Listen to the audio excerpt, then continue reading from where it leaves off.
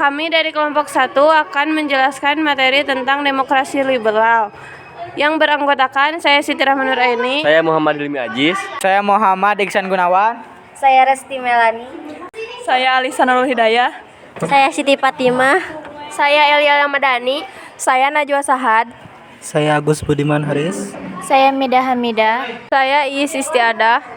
Latar belakang demokrasi liberal. Pada periode antara tahun 1949 hingga 1959, Indonesia pernah menganut sistem demokrasi liberal. Konsep ini diterapkan dengan tujuan untuk mewujudkan demokrasi yang bebas. Dalam model ini, setiap individu tidak dibatasi untuk mengemukakan pendapatnya. Meskipun demikian, demokrasi liberal di Indonesia tidak berjalan dengan baik karena terdapat pandangan dan aspirasi yang begitu banyak dari masyarakat. Akibatnya, pelaksanaan demokrasi liberal justru menimbulkan berbagai kekacauan dalam sistem pemerintahan dan politik yang tidak maksimal. Adapun pelaksanaan sistem ekonomi liberal di Indonesia adalah sebagai berikut. 1. Sistem perundang-undangan. Undang-undang dasar yang digunakan adalah UUDS 1950. Undang-undang ini diterapkan untuk sementara waktu setelah RIS dibubarkan dan kembali ke bentuk NKRI.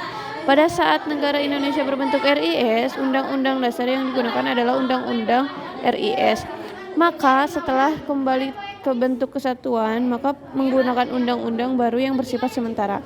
Undang-undang yang permanen nanti akan dibuat oleh sebuah badan khusus konstituante. 2. Sistem pemerintahan. Pada masa demokrasi liberal, sistem pemerintahan Indonesia melanjutkan pada sistem pemerintahan sebelumnya, yakni sistem parlementer. Sistem parlementer mulai diterapkan di Indonesia setelah dikeluarkannya maklumat tanggal 14 November 1945. Dengan dikeluarkannya maklumat tersebut, Indonesia berganti menggunakan sistem pemerintahan parlementer. Pada sebelumnya, Indonesia menggunakan sistem pemerintahan presidensial.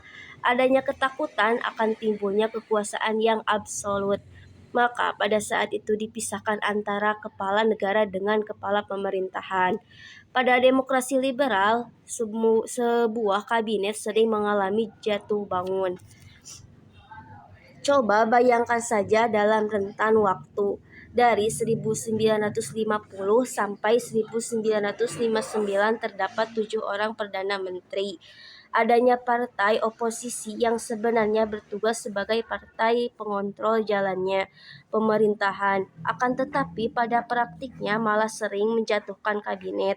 Ketujuh Perdana Menteri yang pernah menjabat pada masa demokrasi liberal diantaranya Moh Natsir tahun 1950 sampai 1951, Sukiman tahun 1951 sampai 1952, Wilopo tahun 1952 sampai 1953,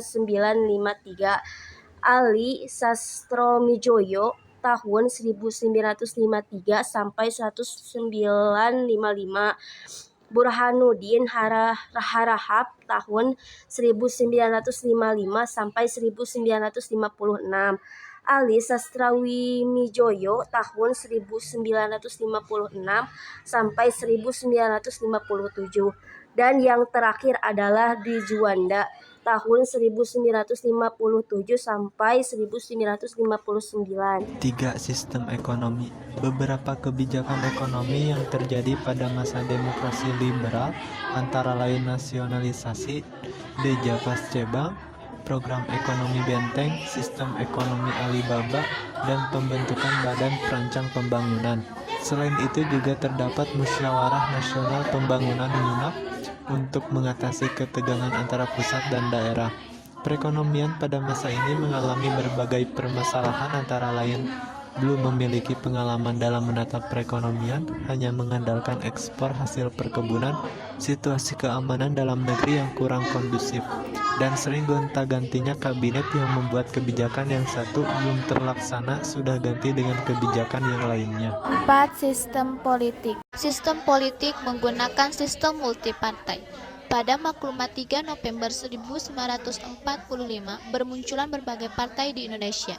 Munculnya berbagai partai ini menunjukkan perkembangan bagi jalan proses demokrasi di Indonesia. Dilaksanakan pemilu pertama di Indonesia pada tahun 1955.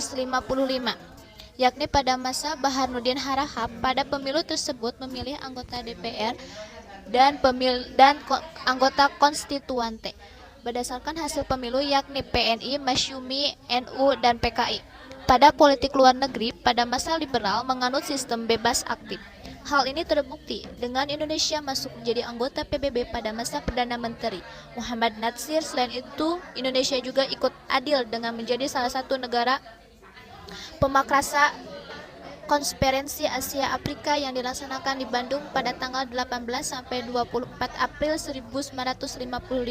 Akan tetapi, pada kondisi tertentu Indonesia lebih condong ke blok barat, yaitu pada masa Kabinet Sukiman dengan adanya kerjasama keamanan RI Amerika Serikat dalam Mutual Security ACT. Pada demokrasi liberal terjadi hubungan yang kurang harmonis antara pusat dengan daerah. Berbagai permasalahan yang ada membuat Presiden Soekarno mengambil sebuah kebijakan darurat, Salus Populi Suprema Lex, yakni dengan mengeluarkannya dekret Presiden pada tanggal 5 Juli 1959. Pertimbangan tersebut berdasarkan berbagai masalah yang ada, terutama kegagalan konstituante dalam membuat undang-undang baru. Isi dekret pada tanggal 5 Juli 1959 antara lain: 1. Kembali berlakunya UUD 1945, tidak berlakunya UUDS 1950. 2.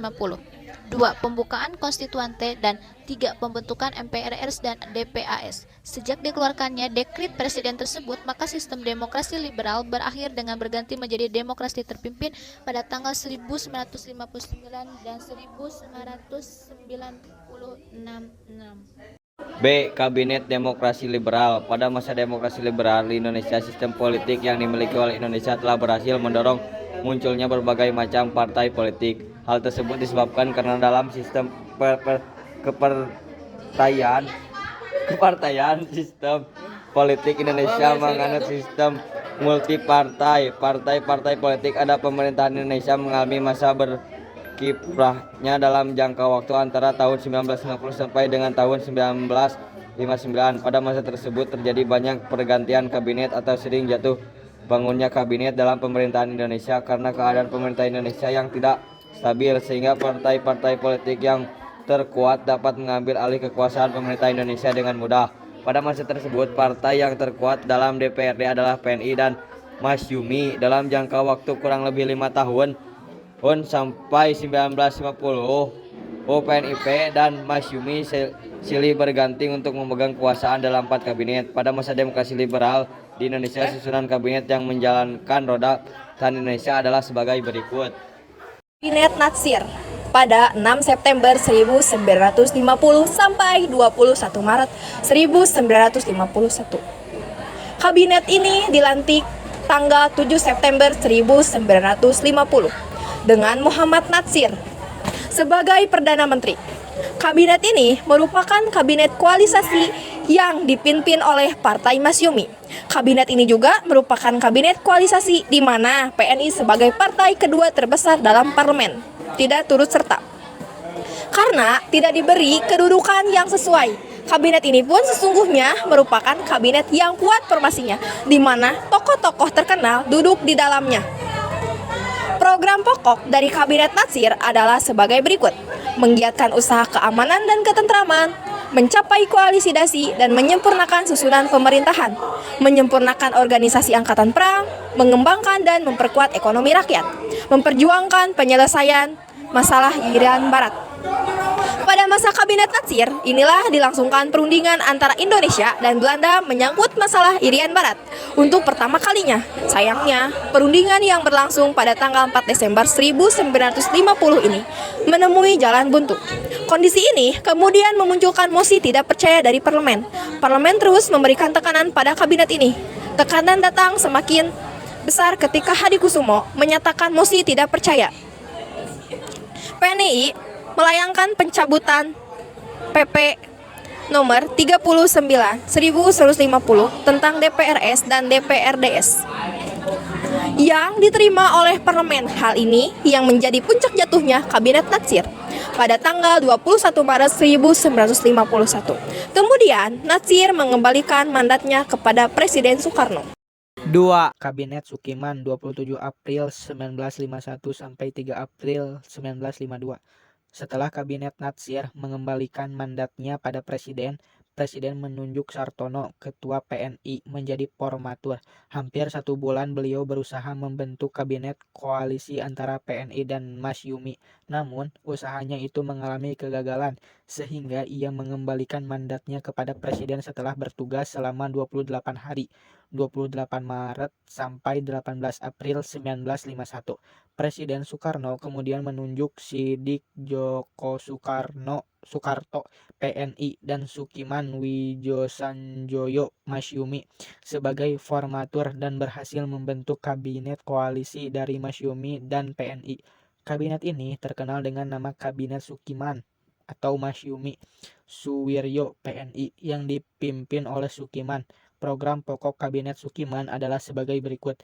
A. Menjamin keamanan dan ketentraman. B. Mengusahakan kemakmuran rakyat dan memperbaharui hukum agraria agar sesuai dengan kepentingan petani. C. Mempercepat persiapan pemilihan umum. D. Menjalankan politik luar negeri secara bebas, aktif, serta memasukkan Irian Barat ke dalam wilayah RI secepatnya. Seperti halnya Kabinet Natsir, ternyata Kabinet Sukiman pun tidak dapat bertahan lama. Masalah utama yang menjadi penyebab jatuhnya Kabinet Sukiman adalah pertukaran nota yang terjadi antara Menteri Luar Negeri Ahmad Subarjo dengan Duta Besar Amerika Merle Chochrane. Nota tersebut berisi tentang pemberian bantuan ekonomi dan militer dari pemerintah Amerika Serikat kepada pemerintah Indonesia yang didasarkan pada Mutual Security Act atau MSA atau Undang-Undang Kerjasama Keamanan. Namun, parlemen mengira bahwa kerjasama tersebut justru sangat merugikan politik luar negeri bebas aktif yang selama ini dianut Indonesia. Alhasil, Kabinet Sukiman dituduh telah memasukkan Indonesia ke dalam blok barat. Karena hal inilah, kemudian DPR menggugat kebijakan Kabinet Sukiman. Dengan terpaksa, Kabinet Sukiman mengembalikan mandatnya kepada Presiden. Lalu, di tanggal 3 April 1952, Kabinet Sukiman jatuh dan harus digantikan dengan kabinet lain. Kabinet Wilopo merupakan kabinet ketiga dari demokrasi liberal setelah pembubaran Republik Indonesia Serikat. Kabinet ini menjabat pada periode 3 April 1952 hingga 3 Juni 1953. Terbentuknya Kabinet Wilopo diangkat setelah bubarnya Kabinet Sukiman yang dibubarkan akibat kasus MSA. Pada awalnya, Soekarno menunjuk Sidik Djoko Soekarto dari PNI dan Prawoto Mangkusasmito dari Masyumi sebagai formatur kabinet yang ditunjuk pada 1 Maret 1952. Namun, sayang, kedua orang tersebut tidak terpenuhi karena tidak mendapat dukungan penuh dari parlemen sehingga Sidik dan Prawoto mengembalikan mandatnya. Pada tanggal 19 Maret 1952, Soekarno menunjuk Wilopo sebagai formatur baru. Kabinet ini dikenal sebagai Kabinet Zaken atau kabinet yang berisi tokoh-tokoh yang ahli pada bidangnya. Program kerja Kabinet Wilopo merumuskan 6 program kerja. Berikut adalah program kerja dalam negeri, yaitu 1. Menyelenggarakan pemilihan umum untuk pemilihan Dewan Konstituante, DPR dan DPRD. 2. Meningkatkan kemakmuran rakyat. 3. Meningkatkan pendidikan rakyat dan pemulihan stabilitas keamanan rakyat. Kalau program kerja luar negerinya yaitu 1. Penyelesaian masalah hubungan Indonesia-Belanda. 2. Pengembalian Irian Barat ke pangkuan Indonesia. 3. Menjalankan politik luar negeri yang bebas aktif. Bagaimana sih jatuhnya Kabinet Wilopo? Yaitu Kabinet Wilopo berlangsung selama 1 tahun. Selama masa pemerintahannya, Kabinet Wilopo mengalami beberapa permasalahan, seperti gerakan separatisme dan kondisi ekonomi yang mengalami kemerosotan. Kabinet Wilopo dianggap bersalah dalam penyelesaian masalah tanah perkebunan di Sumatera Utara atau peristiwa Tanjung Morawa. Peristiwa Tanjung Morawa diawali dari tanah Delhi Planters Beginning atau DVP yang telah ditinggalkan lama pemiliknya. Permasalahan yang terjadi adalah adanya petani ilegal yang menggarap tanah DVP tanpa izin. Akibatnya dilakukan pengerahan polisi untuk mengusir para petani. Peristiwa ini menimbulkan korban sebanyak 5 orang. Pers dan parlemen bereaksi keras terhadap peristiwa ini. Hingga pada 2 Juni 1952, Wilopo resmi menyerahkan mandatnya kepada presiden. Begitulah jatuhnya Kabinet Wilopo. 4. Kabinet Ali Satroamidjojo 1. Dalam kurung 31 Juli 1953 sampai 12 Agustus 1955. Kabinet keempat adalah Kabinet Ali Sastromidjojo yang terbentuk pada tanggal 31 Juli 1953. Betapapun kabinet ini tanpa dukungan Masyumi, namun Kabinet Ali ini mendapatkan dukungan yang cukup banyak dari berbagai partai yang diikutsertakan dalam kabinet, termasuk partai baru Nu Kabinet Ali ini dengan wakil Perdana Menteri Mr.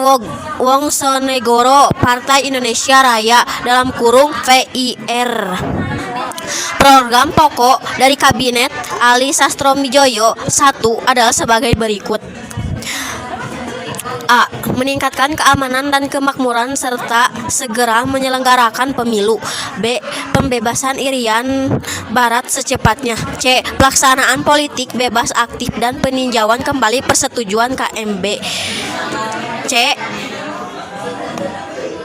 D. Penyelesaian pertikaian politik. Prestasi yang paling menonjol dari Kabinet Ali 1 adalah keberhasilannya dalam menyelenggarakan Konferensi Asia Afrika di Bandung dalam kurung KAA. KAA ini dilangsungkan pada tanggal 18 sampai 24 April 1955. Namun Kabinet Ali 1 akhirnya harus jatuh juga di tanggal 24 Juli 1955. Ali Sastromidjojo menyerahkan mandatnya kepada Presiden. Penyebab utama jatuhnya Kabinet Ali 1 adalah masalah TNI Angkatan Darat yang merupakan kelanjutan dari peristiwa 17 Oktober 1952.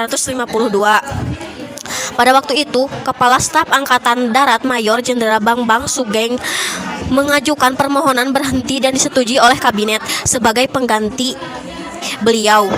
Maka ditunjukkanlah Menteri Pertahanan menuju Kolonel Bambang Utoyo, Panglima Tentara dan Teritorium 2 atau Surijaya. Namun pengangkatan pimpinan baru tersebut ditolak para panglima Angkatan Darat. Proses pengangkatan tersebut dianggap tidak menghiraukan norma-norma yang berlaku di dalam lingkungan TNI Angkatan Darat. Selain masalah TNI Angkatan Darat tersebut, masalah yang ikut mendorong jatuhnya Kabinet Ali 1 adalah keadaan ekonomi.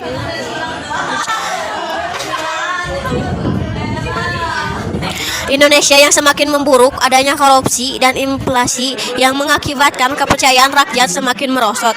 Masalah lain yang menyebabkan keretakan dalam Kabinet Ali Sastromidjojo 1 adalah tindakan NU yang memutuskan untuk menarik kembali menteri-menterinya. Tindakan ini kemudian diikuti oleh partai-partai lainnya, sehingga Kabinet Ali 1 pun terpaksa harus mundur pada 12 Agustus 1955. Kabinet Burhanuddin Harahap 12 Agustus 1955 3 Maret 1956. Program pokok dari Kabinet Burhanuddin Harahap adalah sebagai berikut. A. Mengembalikan kewibawaan pemerintah, yaitu mengembalikan kepercayaan Angkatan Darat dan masyarakat kepada pemerintah. B. Melaksanakan pemilih umum menurut rencana yang sudah ditetapkan dan mempercepat terbentuknya parlemen baru. C. Masalah desentralisasi, inflasi, pemberantasan korupsi. D. Perjuangan pengembalian Irian Barat. E. Politik kerjasama Asia Afrika berdasarkan politik luar negeri bebas aktif. Prestasi yang terbilang menonjol dari Kabinet Burhanuddin adalah menyelenggarakan pemilu untuk pertama di Indonesia. Pemilu pertama di Indonesia berlangsung pada tanggal 29 September 1955 untuk memilih anggota DPR. Sedangkan pada tanggal 15 Desember 1955 untuk memilih anggota konstituante. Prestasi lain yaitu pembubaran Uni Indonesia Belanda. Berakhirnya pemilihan umum juga berarti bahwa tugas Kabinet Burhanuddin telah selesai. Jadi Kabinet Burhanuddin Harahap ini dianggap sebagai salah satu kabinet yang dapat menyelesaikan. 6. Kabinet Ali Sastromidjojo 2 20 Maret 1956 sampai 14 Maret 1957. Ali Sastromidjojo kembali diserahi mandat untuk membentuk kabinet baru pada tanggal 20 Maret 1956. Kabinet ini merupakan hasil koalisi 3 partai yaitu PNI, Masyumi, dan NU. Program pokok dari Kabinet Ali Sastroamidjojo II adalah sebagai berikut. A. Program kabinet ini disebut Rencana Pembangunan 5 tahun yang memuat program jangka panjang sebagai berikut. 1. Perjuangan pengembalian Irian Barat. 2. Pembentukan daerah-daerah otonomi dan mempercepat terbentuknya anggota-anggota DPR. 3. Mengusahakan perbaikan nasib kaum buruh dan pegawai. 4. Menyehatkan perimbangan keuangan negara. 5. Mewujudkan perubahan ekonomi kolonial menjadi ekonomi nasional berdasarkan kepentingan rakyat. B. Pembatalan KBM. C. Pemulihan keamanan dan ketertiban pembangunan 5 tahun. Menjalankan politik luar negeri bebas aktif. D. Melaksanakan keputusan KAA. Kabinet Ali II terjadi pada tanggal 14 Maret 1957. Ali Sastroamidjojo terpaksa harus menyerahkan kembali mandatnya pada presiden karena dalam tubuh kabinet terjadi perpecahan yakni antara PNI dan Masyumi. Masalahnya, Masyumi menginginkan agar Ali menyerahkan mandatnya kepada presiden sesuai dengan tuntutan daerah. Sementara Ali Sastroamidjojo sendiri berpendapat bahwa kabinet tidak wajib mengembalikan mandatnya hanya karena tuntutan daerah. Akhirnya, pada bulan Januari 1957, Masyumi menarik semua menterinya dari kabinet. Hal ini pun membuat kedudukan kabinet Ali Sastroamidjojo II sangat lemah dan akhirnya terjatuh.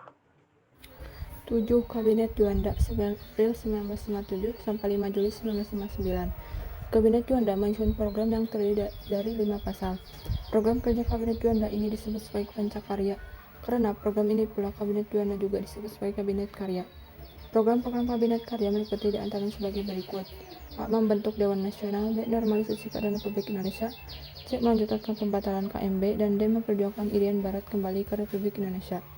Dewan Nasional yang dibentuk di sini adalah badan baru yang bertugas untuk menampung dan menyalurkan kekuatan-kekuatan yang ada dalam masyarakat. Dewan Nasional ini sebelumnya pernah diusulkan oleh Presiden Soekarno pada saat mengutarakan konsepsi presiden sebagai langkah awal dari terbentuknya demokrasi terpimpin. Kabinet Juanda juga tidak lepas dari terpaan masalah muncul pergolakan-pergolakan di daerah-daerah yang membuat hubungan antara pusat dan daerah menjadi terhambat. Untuk meredakan pergolakan-pergolakan tersebut, maka diselenggarakanlah Musyawarah Nasional atau MUNAS pada tanggal 14 September 1957. Sekian materi yang kami sampaikan. Wassalamualaikum warahmatullahi wabarakatuh.